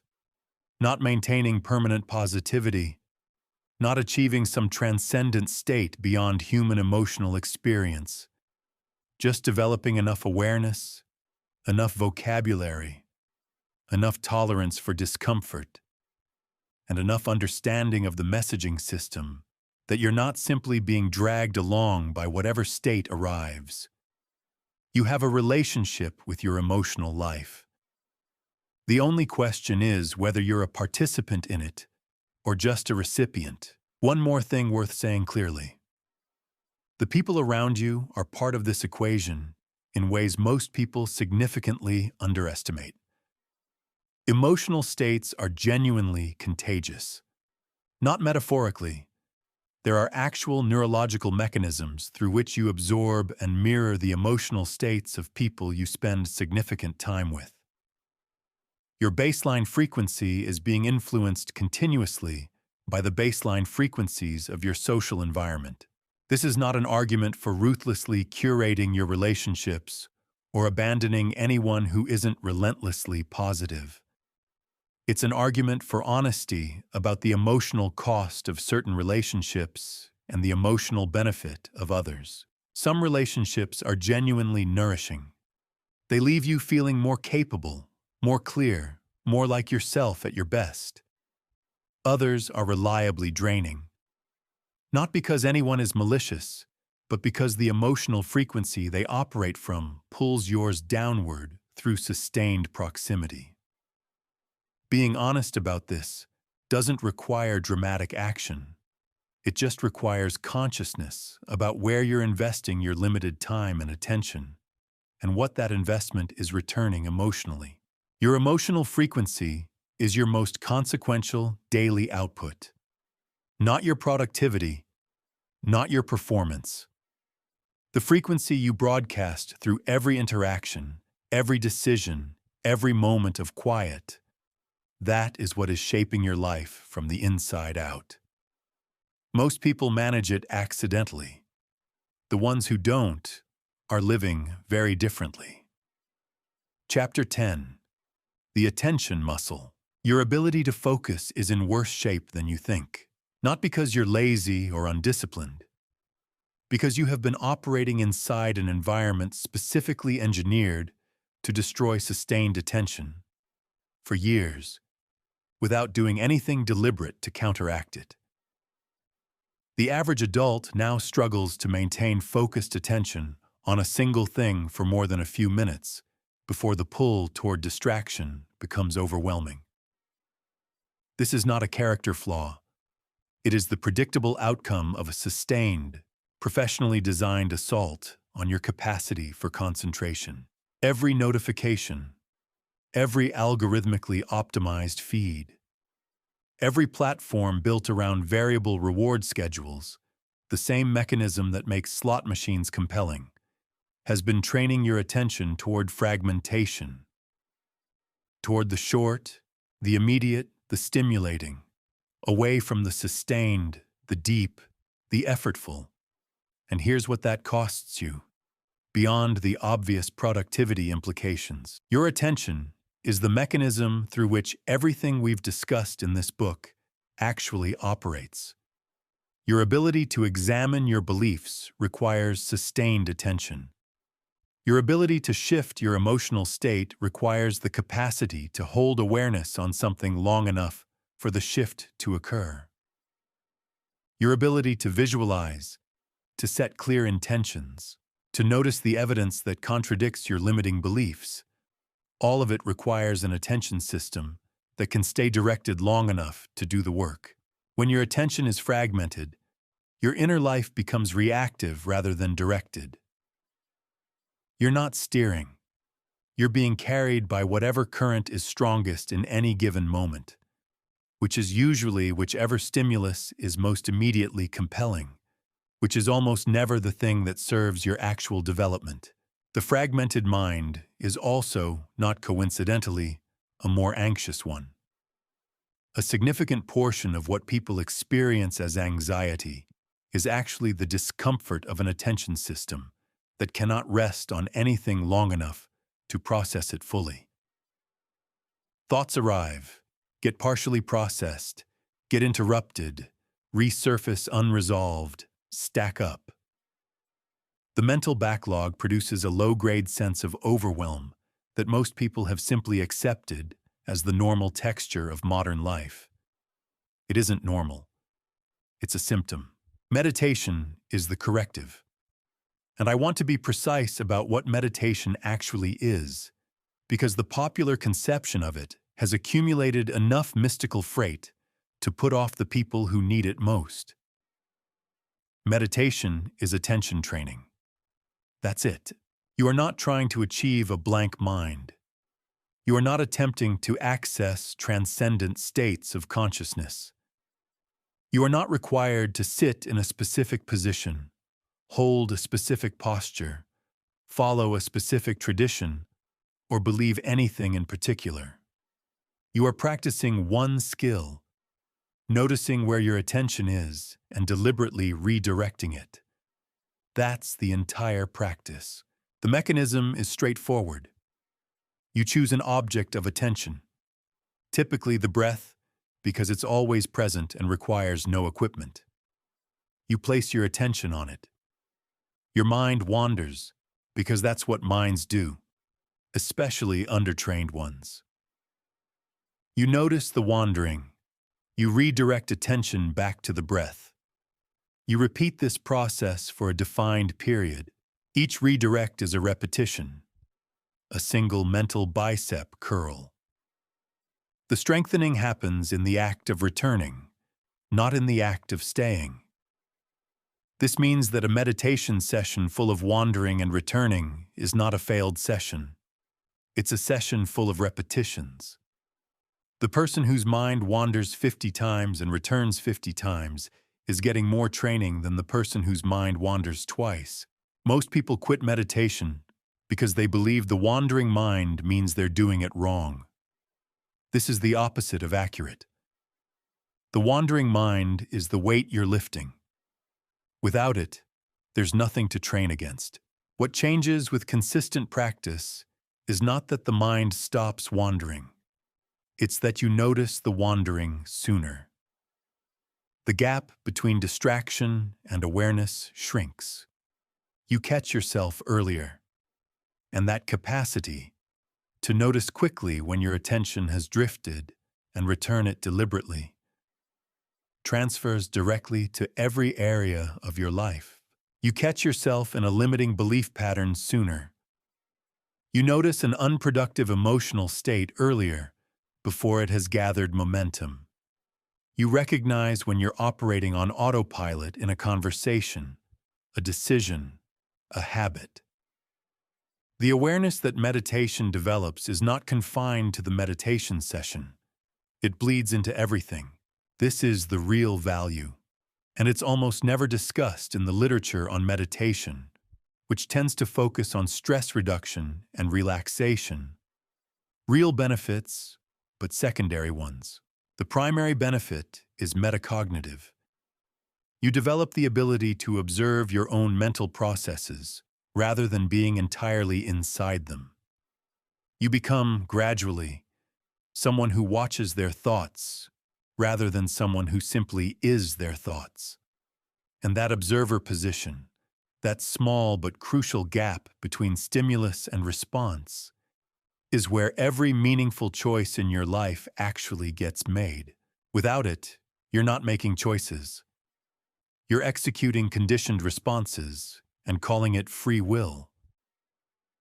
The practical architecture of a meditation practice is simpler than most people make it. 5 minutes is enough to start. Not because 5 minutes produces dramatic results, but because 5 minutes is sustainable, and sustainability is everything in the early stages of building a practice. The person meditating for 5 minutes daily will, within months, have far more developed attention than the person who meditates for an hour twice and then stops because the commitment felt too large. Consistency compounds. Intensity without consistency produces almost nothing. Sit comfortably. Set a timer. Place your attention on the physical sensation of breathing, not the idea of breathing, the actual sensation. The rise and fall of the chest or belly, the feeling of air moving at the nostrils, whatever is most immediate and physical for you.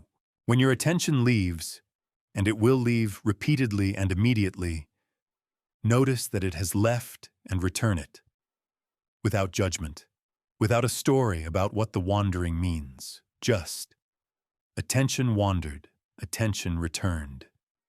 Repeat until the timer ends. Do this tomorrow, and the day after, and the day after that. The results at 5 days will be imperceptible. At 30 days, subtle. At 90 days, significant enough that you'll notice their absence on days you miss the practice. There is an extension of this worth mentioning, because it addresses something specific that meditation in isolation doesn't fully resolve. Mindfulness, which is essentially meditation applied to ordinary activity, addresses the gap between formal practice and lived experience. Meditation develops the attention muscle in controlled conditions. Mindfulness is deploying that muscle under the actual conditions of your life. The practice is simple. Choose one routine daily activity. A specific one, not mornings in general, but specifically the first cup of coffee or the commute or the shower.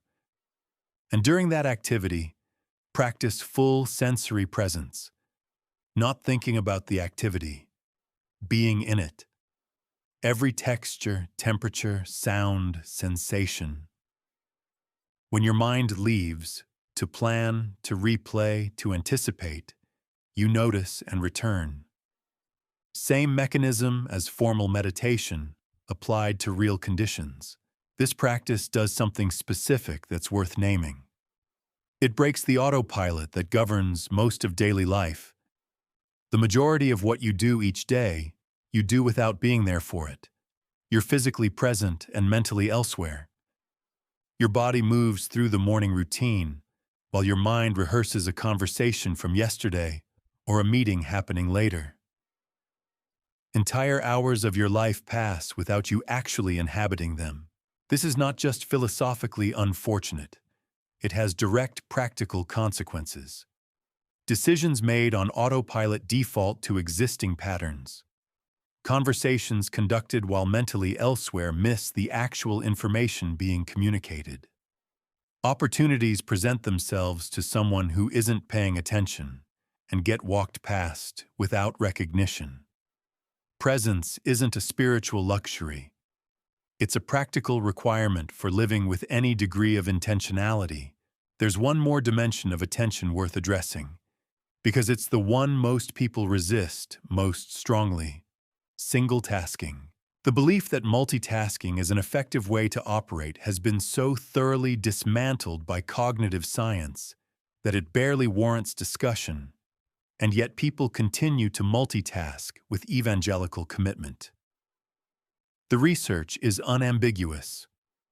What humans experience as multitasking is rapid task switching, and the cognitive cost of each switch, the residual attention left on the previous task, the time required to fully re-engage with the new one, is enormous in aggregate. You are not doing two things at once. You are doing two things badly in alternation. The attention you bring to any single task when it has your full focus is categorically different from the attention you bring to it while simultaneously managing other inputs. The quality of thinking, the depth of processing, the quality of decisions, all of it is degraded by divided attention in ways that are largely invisible to the person experiencing them. What becomes possible with full attention on one thing, pursued without interruption for a sustained period, feels almost foreign to people who've spent years in fragmented mode. Not because the work is easier, because the quality of engagement is different. You're actually there for it. Your attention is the most valuable resource you have. More than time, more than money, more than any external advantage. Because your attention is what directs all the other resources. Where it goes, your energy follows. Where it's captured, your life follows. Most people have outsourced it without noticing, to platforms that were designed to capture it, to habits of distraction that formed before they were examined, to a fragmented mode of operating that feels normal because everyone around them is doing it too. Reclaiming it is not complicated. It requires the same thing everything in this book requires: consistent, deliberate practice, applied daily, without waiting to feel ready. The attention muscle responds to training exactly like any other muscle. You just have to actually train it. Chapter 11. Gratitude as rewiring, not politeness. Gratitude has a reputation problem. It has been adopted so thoroughly by the self-help genre, deployed so relentlessly in the context of morning routines and wellness culture, printed on so many mugs and canvas signs, that it has started to feel like furniture. Background noise. Something you're supposed to do along with drinking enough water and getting adequate sleep. Theoretically good for you, vaguely effortful, easy to feel guilty about not doing consistently enough. This is a catastrophic misunderstanding of what gratitude actually is and what it actually does. Gratitude practiced as a cognitive checklist, thinking briefly about 3 things you're thankful for, registering them intellectually, moving on, does almost nothing. It produces a mild, positive feeling that fades within minutes and leaves no lasting trace on your neural architecture. It is, in the most literal sense, a performance of gratitude rather than the experience of it. The performance is what most people are doing. And when the performance doesn't produce the dramatic life changes the gratitude literature promises, they conclude that gratitude doesn't work for them, or that they're doing it wrong, or that it's fundamentally a practice for people with easier lives who have more obvious material for appreciation. What they're actually experiencing is the difference between thinking about gratitude and feeling it. That difference is not subtle. It is the entire thing. Here's what's happening neurologically when gratitude is felt rather than merely thought. Your brain releases a specific cocktail of neurochemicals, dopamine, serotonin, norepinephrine, associated with reward, connection, and positive affect. These aren't incidental byproducts. They're the mechanism, and they're only triggered by genuine emotional engagement with the experience of appreciation, not by the intellectual acknowledgement that something is worth appreciating. When you actually feel grateful, when you let the full weight of something good actually land in your body, when you allow yourself to experience what it means to have the thing you're appreciating, when the warmth of that recognition spreads through your chest, rather than staying as a thought in your head, your brain registers that as a significant positive experience. It files it. It strengthens the neural pathways associated with noticing and appreciating positive experience. And here's the consequential part. Your brain's filtering system, the reticular activating system, the mechanism that determines what gets through to conscious awareness from the enormous volume of available information, gets recalibrated.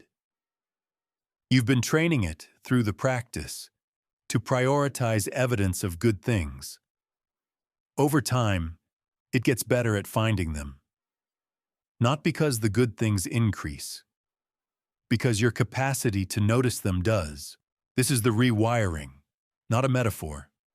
Actual structural change in how your brain processes experience. The contrast with an untrained filtering system is worth making explicit.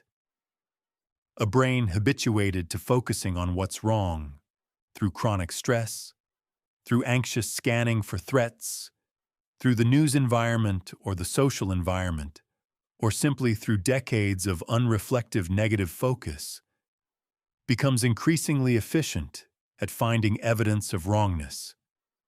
Not because the world gets worse, because the filter gets better at its job, which is finding what it's been trained to look for. Gratitude practice done properly is filter recalibration. You're training the system to look for different data, and because the system is trainable, it responds. So what does doing it properly actually look like? The first requirement is slowing down enough for feeling to occur. This is the step most people skip, because slowing down is uncomfortable for people habituated to a fast pace of mental activity. The temptation is to get through the gratitude list efficiently, check the box, and move on. That efficiency is precisely what prevents the practice from working. You need to stay with each item long enough for the emotional experience to develop. Not think about it. Be in it. If you're grateful for your health, don't register health as an entry on a list. Inhabit for a moment what it actually means to have a body that functions, to wake up without pain, to move through the world with physical capability. Feel the contrast between having that and not having it. Let the recognition of what you have, rather than what you lack, become a physical experience rather than a cognitive one. This takes longer. 2 minutes per item rather than 10 seconds. But 2 genuine minutes of felt gratitude does more than 20 performed ones. The second requirement is specificity. Vague gratitude produces vague emotional responses. Gratitude for my family is an abstraction. Gratitude for the specific thing a specific person said last Tuesday that made you feel understood. That's a real thing with real emotional texture. The more specific the object of gratitude, the more vivid the emotional experience, the more substantial the neural impact. Train yourself towards specificity. Don't settle for category gratitude. Find the particular instance, the precise moment, the specific detail. That's where the feeling lives. The third requirement is range. Most gratitude practices focus on the obviously positive: relationships, health, comfort, success, and these are legitimate. But a more advanced and ultimately more useful practice includes finding appreciation in places that don't obviously warrant it. The difficult conversation that clarified something important. The setback that redirected you towards something better. The period of struggle that built something in you that comfort wouldn't have. The relationship that ended and left you with a more accurate understanding of what you actually need. This isn't reframing pain as secretly good. That's a bypass, and it doesn't work. It's the genuine recognition, after sufficient time and processing, that difficult experiences contain real value alongside their real cost. Both things can be true. The experience can have been genuinely hard and genuinely useful. Holding both is more honest than collapsing the experience into either pure suffering or forced silver lining. When you can find something real to appreciate in difficulty, your relationship with difficulty changes. Not because difficulty becomes pleasant, because it becomes less purely threatening. The underlying assumption shifts from "this might destroy me" to "this might cost me something and also teach me something." That shift has enormous practical consequences for how you respond to challenges, rather than simply reacting to them. There is a fourth dimension of gratitude practice that almost nobody discusses, which is gratitude for absence. Absence gratitude is the practice of recognizing the value of problems you don't have. Not performatively, not as a way of dismissing your actual problems by comparing them to worse ones elsewhere, but as a genuine acknowledgement of the ways your life could be more difficult than it currently is and isn't. The illness you're not dealing with. The relationship conflict that resolved. The financial crisis that didn't materialize. The loss you haven't yet experienced. These are real facts about your life, and they constitute a real portion of what makes your current situation workable. Most people never notice them because the filtering system is trained to notice presence rather than absence, problems rather than their lack. Absence gratitude expands the inventory of what's available for appreciation. It's a larger practice than most people are running, and it produces a correspondingly larger shift in baseline emotional state. Now, let me address something directly. There's a version of this conversation that produces a particular kind of resistance, usually from people who are going through something genuinely hard. They hear gratitude practice, and they hear, pretend things are fine when they're not. Stop acknowledging the real difficulty of your real situation. Perform positivity while actually suffering. That is not what this is. Gratitude practice coexists with difficulty. You can be genuinely grateful for specific real things in your life, while also being genuinely struggling with other specific real things. These are not mutually exclusive. The practice is not asking you to replace honest acknowledgement of difficulty with performed appreciation. It's asking you to ensure that the difficulty doesn't consume the entire field of your attention. That you're not so fully absorbed in what's hard that you've become unable to notice what isn't. Most people going through difficult periods are not suffering more than the circumstances warrant.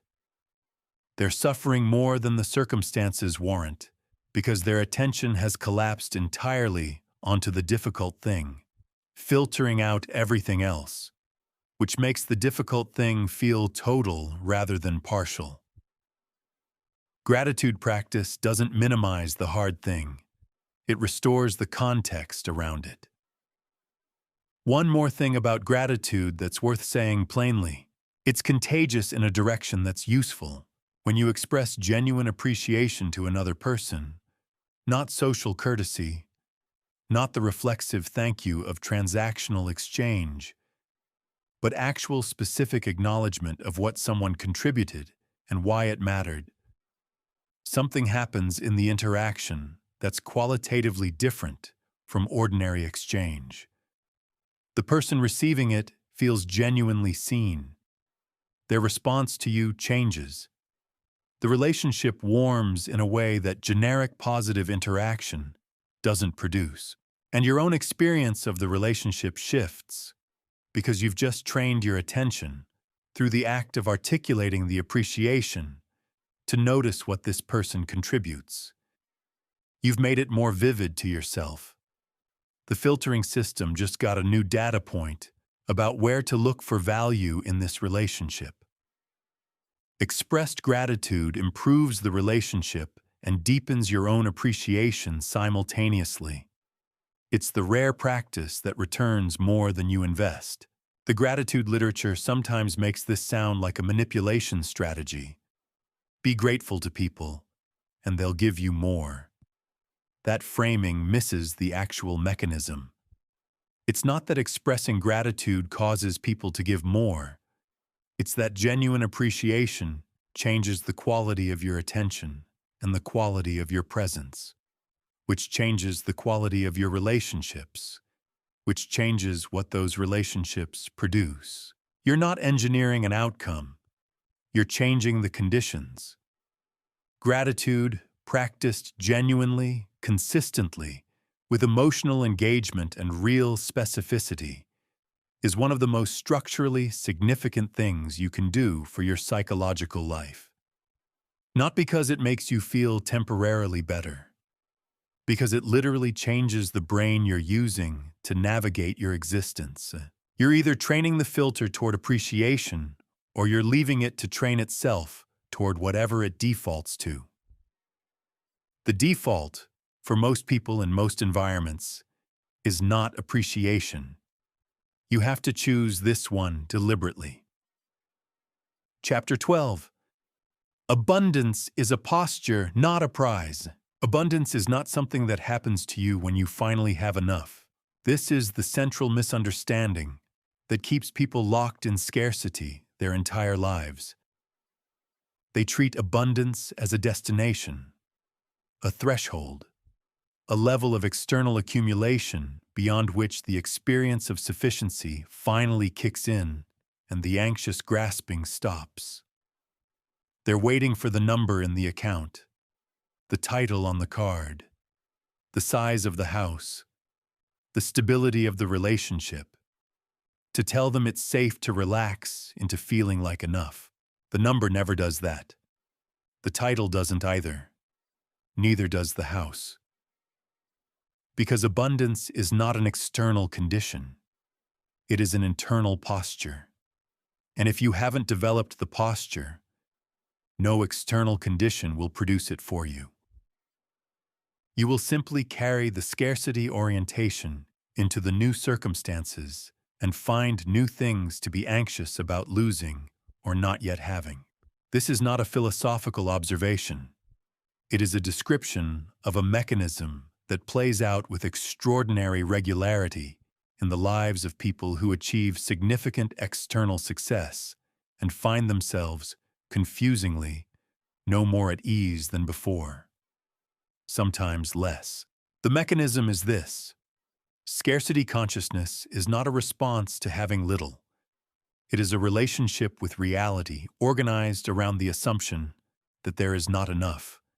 Not enough resources, not enough opportunity, not enough time, not enough security, not enough of whatever specific category the anxiety has attached itself to. And because it is an assumption rather than an assessment, it travels. It doesn't stay attached to the original scarcity condition that produced it. It migrates to whatever new thing is now available to be anxious about losing. The person who is anxious about having enough money achieves financial stability and becomes anxious about keeping it. achieves greater security and becomes anxious about their health, addresses their health and becomes anxious about their relationships. The anxiety doesn't resolve with accumulation. It just finds new material. Because the anxiety was never really about the external condition. It was about the posture. Abundance consciousness is its precise opposite. Not the naive belief that resources are unlimited or that nothing can be lost, but a fundamental orientation toward sufficiency, toward the assumption that what is needed is available, that opportunity is renewable, that setbacks are survivable, that the universe is not organized around deprivation. This orientation changes everything downstream of it. Every decision, every risk assessment, every relationship dynamic, every response to disappointment or loss. Not because positive assumptions make bad things not happen, because the nervous system state produced by abundance consciousness is fundamentally different from the one produced by scarcity, and the two nervous system states make categorically different decisions. Scarcity consciousness makes decisions from a threat-response state. The sympathetic nervous system is partially activated. The time horizon shortens. Risk feels disproportionately dangerous. Loss aversion dominates. The decision-making process optimizes for not losing rather than for gaining. This produces a specific and predictable set of choices, cautious, defensive, oriented toward protection of what's currently held, rather than toward growth. These are not bad decisions for a person facing genuine scarcity in a genuinely threatening environment. They're rational responses to real conditions. The problem is that most people making these decisions are not in genuinely threatening environments. They're in the functional equivalent of a moderately safe modern life, running a threat response program that was calibrated for conditions that no longer apply. The scarcity orientation was usually installed early, in conditions that may have genuinely warranted it. A childhood with real financial instability. An environment where resources were genuinely competed for. Consistent early experiences of not having enough, not just materially, but emotionally, in terms of attention, security, affirmation. The nervous system learned to scan for scarcity because scarcity was real. Then the conditions changed. But the operating assumption didn't update, because operating assumptions don't update automatically. They update through deliberate examination and deliberate practice of alternative orientations. Without that work, the nervous system keeps running the old calibration in the new environment, producing decisions that make sense for conditions that no longer exist. This is why people with objectively secure, resource-rich lives make decisions from a place of poverty consciousness. Not because they're irrational, because the calibration hasn't been updated. So what does updating it actually look like? The first thing to understand is that you cannot think your way into abundance consciousness. You can understand the concept completely, articulate the distinction with precision, agree wholeheartedly that scarcity thinking is counterproductive, and still operate from scarcity in every consequential moment. Because the scarcity orientation doesn't live in your intellectual understanding. It lives in your nervous system, in your body's default threat assessment, in the automatic emotional responses that arrive before you've consciously thought anything. Updating it requires working at the level where it actually lives. The most direct route is through the practices we've already discussed, specifically gratitude and presence, which are both, at their core, practices in sufficiency. Gratitude is the practiced recognition that what you currently have is real, is significant, and is enough for this moment. Presence is the practiced recognition that this moment, as it actually is, contains everything needed to engage with it fully. Both of these directly counter the scarcity orientation's primary mechanism, which is the relentless focus on what's missing, what's threatened, what hasn't arrived yet. Gratitude and presence redirect attention to what's here. And what's here, for most people in most moments, is substantially more than the scarcity orientation is willing to acknowledge. The second route is behavioral, acting from abundance when the scarcity impulse is present. Not waiting until you feel abundant to act abundantly. Acting abundantly and allowing the experience of that action to gradually recalibrate the felt sense of what's available. This is concrete and specific. The person operating from scarcity hoards information, credit, resources, opportunities, because the assumption is that there isn't enough to share without depleting their own supply. Acting from abundance means sharing generously, referring competitors, acknowledging others' contributions, giving credit where it's due, investing in relationships without immediate expectation of return. Not as performance, as practice. Each generous action taken when the scarcity impulse was present provides evidence that the scarcity assumption was wrong, that sharing didn't deplete, that generosity didn't result in loss, that the feared shortage didn't materialize. This evidence accumulates. The nervous system updates slowly through repeated experience of the feared outcome not arriving. The third route is through your relationship with risk, specifically the recalibration of how you assess downside. Scarcity consciousness systematically overestimates the cost of loss. This is loss aversion, and it is one of the most extensively documented phenomena in behavioral economics. Losses feel roughly twice as significant as equivalent gains. This asymmetry makes sense as a survival mechanism in environments of genuine scarcity. It is catastrophic as a general operating principle in a world where most risks are recoverable. The antidote is honest assessment of actual downside, not optimistic dismissal of risk. Honest assessment.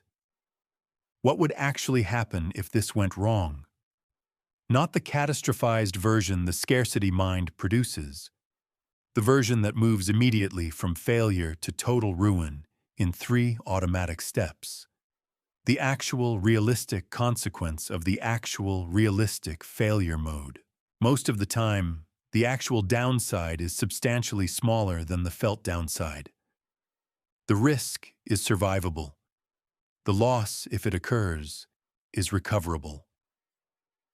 The worst case, examined clearly rather than felt anxiously, is not the end of anything important.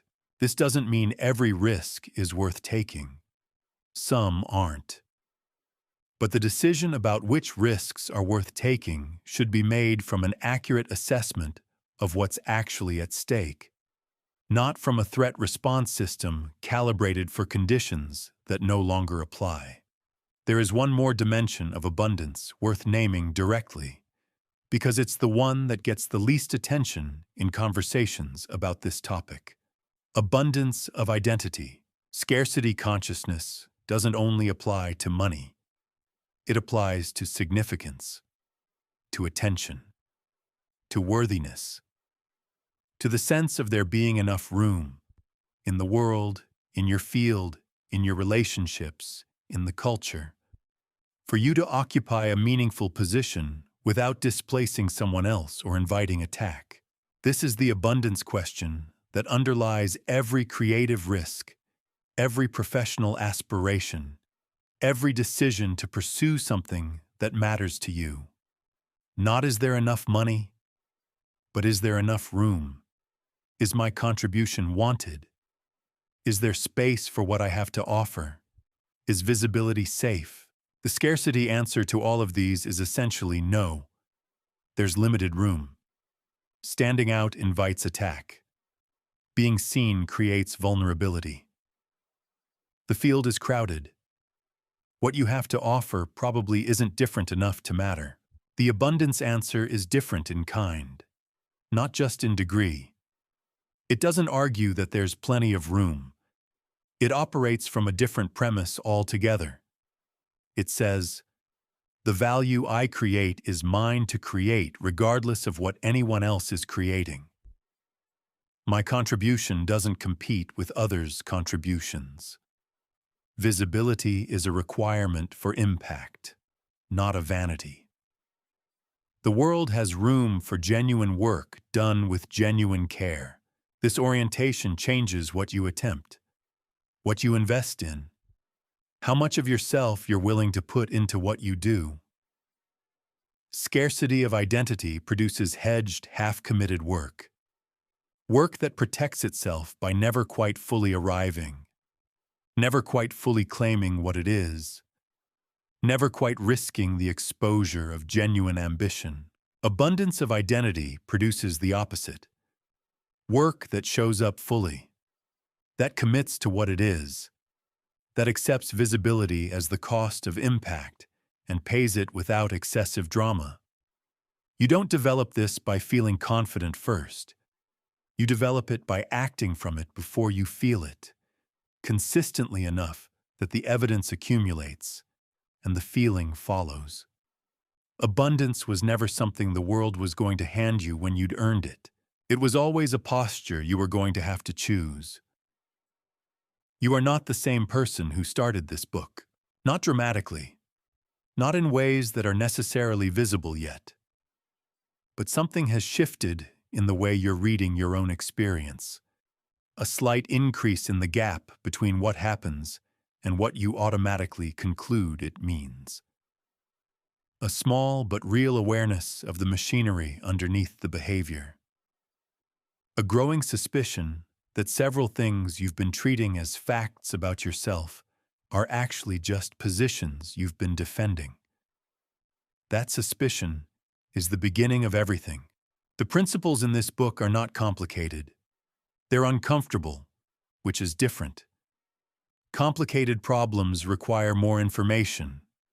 Uncomfortable ones require something harder.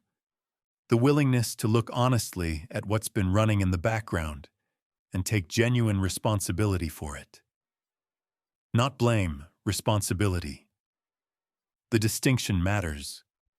Blame is a story about cause. Responsibility is a decision about authorship.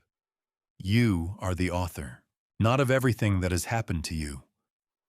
Some of what has happened to you was genuinely not your doing, genuinely not fair, genuinely difficult in ways that deserved acknowledgement rather than reframing. That's real.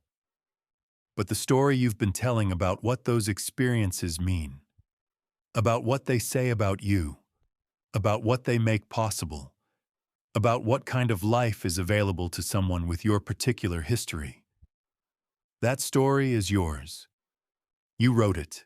You've been revising it continuously. And you can write a different one. Not by pretending the old one didn't happen.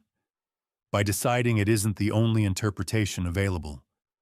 Here's what I want to leave you with, because this is the part that tends to get lost in the momentum of completion. The work doesn't end here. It doesn't end anywhere.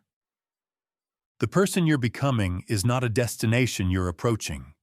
It's a direction you're moving in continuously for the rest of your life. Some days the movement will be visible and energizing. Other days you'll find yourself back in an old pattern, running an old story, wondering whether any of this actually changed anything. It did. The fact that you notice the pattern now is itself the change. Before, you were inside the story. Now you can sometimes see it from the outside. That distance, however small, however inconsistent, is everything. Because you cannot rewrite a story you cannot see. Keep the practices.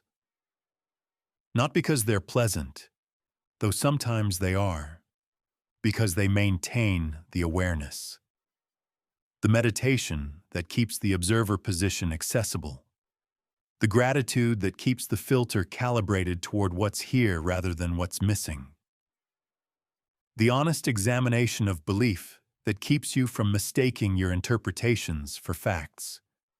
These are not additions to your life. They are the maintenance of your capacity to live it deliberately. One last thing. The story you've been telling yourself is not your enemy. It was your attempt to make sense of a world that was genuinely confusing at an age when you had genuinely limited tools for making sense of anything. It served a purpose. It got you here. It just doesn't have to take you the rest of the way. You become what you believe. You always have. The only question now is whether you're going to keep believing the old version, or get genuinely curious about what happens when you don't. The answer to that question is your life.